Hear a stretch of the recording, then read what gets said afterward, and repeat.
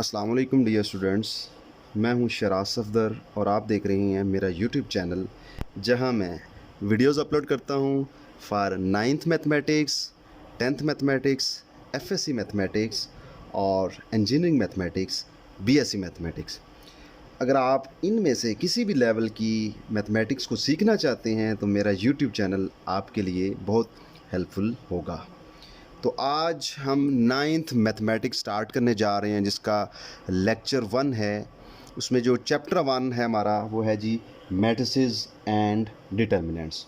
तो सबसे पहले जो हमारा टॉपिक है इंट्रोडक्शन, तो सबसे पहले हम देखेंगे कि मैट्रिसेस का इस्तेमाल कहाँ कहाँ पर होता है। तो सबसे पहले हमारे पास है जी मैथमेटिक्स के अंदर मैट्रिक्स का बहुत ज़्यादा इस्तेमाल है। उसके बाद फिज़िक्स के अंदर हम इस्तेमाल करते हैं मैट्रिक्स को, और उसके बाद है स्टैटिस्टिक्स के अंदर बहुत ज़्यादा यूज़ कर रहे हैं हम।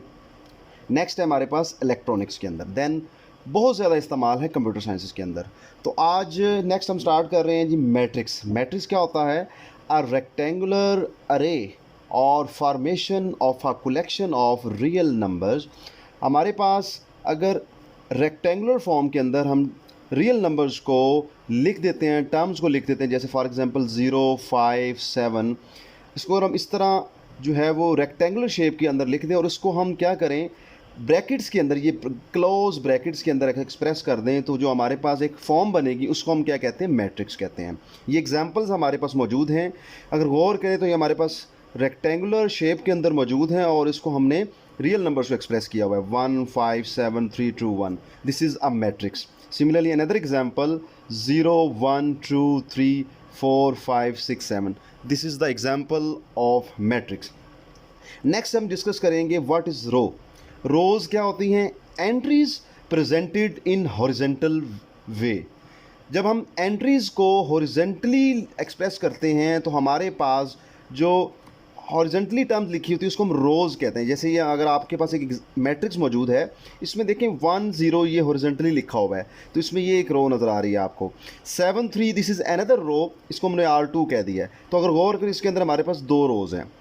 सिमिलरली अगर हम बात करें कॉलम्स की, ये कॉलम्स क्या होते हैं?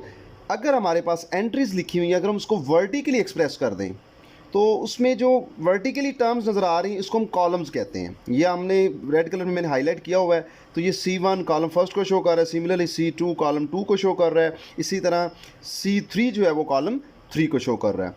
नेक्स्ट हमारा टॉपिक है जी matrix, order of a matrix, कि what is the order of matrix, कि ऑर्डर किसी तरह हम किसी मैट्रिक्स का ऑर्डर कैसे फाइंड करते हैं। तो ऑर्डर क्या होता है? बेसिकली नंबर ऑफ रोज़, यानी कि रोज़ की तादाद एंड कॉलम्स। किसी मैट्रिक्स के अंदर रोज़ और कॉलम्स की जो तादाद है वो जो है वो उसके ऑर्डर को स्पेसिफाई करता है। इसमें एक इंपॉर्टेंट थिंग ये है, if a matrix has m रोज़, अगर किसी मैट्रिक्स के अंदर m रोज़ मौजूद हैं और n कॉलम्स हैं तो then the matrix has order m by n।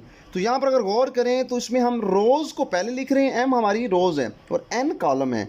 तो किसी भी मैट्रिक्स का जब आपने ऑर्डर डिफाइन करना है तो आपने रोज़ बाय कॉलम लिखना है, यानी कि रोज़ की तादाद और बाय कॉलम की तादाद। तो अब एग्जांपल के ज़रिए इसको देखने समझने की कोशिश करते हैं कि किसी मैट्रिक्स का ऑर्डर कैसे फाइंड करते हैं। फॉर एग्जांपल मेरे पास एक m मैट्रिक्स है जिसमें हमारे पास टर्म्स हैं जी 1, 7, 2, 3, 5, 2।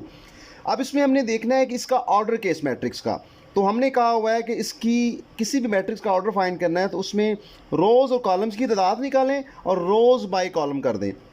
तो हम फाइंड करने की कोशिश करते हैं। अगर गौर करें ये हमारे पास एक रो है R1, सिमिलरली रो 2 हमारे पास है जी R2, ठीक है। और सिमिलरली अगर हम वर्टिकली टर्म्स को देखें तो ये हमारे पास एक कॉलम ये आ गया, एक कॉलम ये आ गया और एक कॉलम ये आ गया। तो इसमें हमारे पास 2 रोज़ हैं और 3 कॉलम बन गए। तुमने लिखा हुआ है rows in m is equal to 2, columns in m equals to 3। तो order of m equals to 2/3। तो हमारे पास m का जो ऑर्डर आया है वो हमारे पास क्या आ गया? 2/3। यहाँ से हमें ये पता चल रहा है कि रोज़ 2 हैं और कॉलम 3 हैं। सिमिलरली अनदर एग्जांपल हमारे पास मौजूद है जी a इक्वल्स टू 1, 2, 3, 7। अब देखें 9 3 these are the rows horizontally अगर हम देखें ये 1 2 रो 1 है, 3 7 रो 2 है, 3 9 3 दी रो 3 है। सिमिलरली C1 हमारे पास है जी 1 3 9, अनदर कॉलम इज़ 2 7 3। हमारे पास अगर गौर करें तो हमारे पास कॉलम 1 ये है, कॉलम 2 ये है, तो हमारे पास rows in A equals to 3, columns in A equals to 2। तो हम ऑर्डर देखेंगे of A equals to 3/2। Next हमारे पास डेफिनेशन है equal matrices. Two matrices let A and B are said to be equal if and only if the order of A equals to order of B। we already discuss about this order कि order of matrix क्या होता है, यानी कि हम equal matrix देखना है तो उसमें हमारे पास किसी भी मैट्रिक्स के अंदर ये दो कंडीशंस अगर सेटिस्फाई हो रही हैं तो वो इक्वल मैट्रिसेस होते हैं। तो सेकंड कंडीशन ये है कि there corresponding entries are equal. अब कॉरस्पॉन्डिंग एंट्रीज क्या होती हैं कि अगर पहला कॉलम है उसकी जो पहली एंट्री है इसी तरह दूसरे कॉलम की पहली एंट्री सेम होनी चाहिए। Similarly all the entries are same corresponding entries.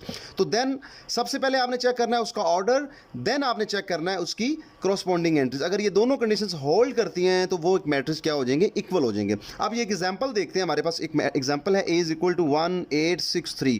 This is another example, here example is this B is equal to 1 5 3 भी 8 होता है, 4 + 2 6 और 5 में से 2 - 3 होता है। अगर गौर करें इसको सिंप्लीफाई करने के बाद A और B सेम बन रहे हैं। इसमें देखें पहले का ऑर्डर है 2/2, सेकंड का ऑर्डर भी 2/2 है, तो ऑर्डर भी सेम हो गए और एंट्रीज भी कॉरस्पॉन्डिंग एंट्रीज भी सेम है, so they are equal. This is another example A is equal to 1 2 5 7, B is equal to 1 3 5 6। अब हमने देखना ये दोनों इक्वल हैं। फर्स्ट देखें ऑर्डर सेम है दोनों का, और इसमें देखें कॉरस्पॉन्डिंग एंट्रीज 1 है, इसमें 1 है, सेकंड एंट्री 2 है, सेकंड एंट्री यहाँ पे 3 है।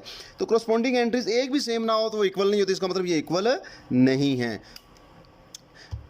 This is my lecture of first mathematics, 9th mathematics. Thanks for watching. ये आज का हमारा फर्स्ट लेक्चर था। अगर आपको मेरा लेक्चर, मेरी वीडियोस अच्छी लगी है तो काइंडली इसको लाइक करें, शेयर करें, ताकि तमाम दोस्त जो हैं वो इससे फ़ायदा हासिल कर सकें। थैंक यू वेरी मच, बहुत शुक्रिया आप लोगों का।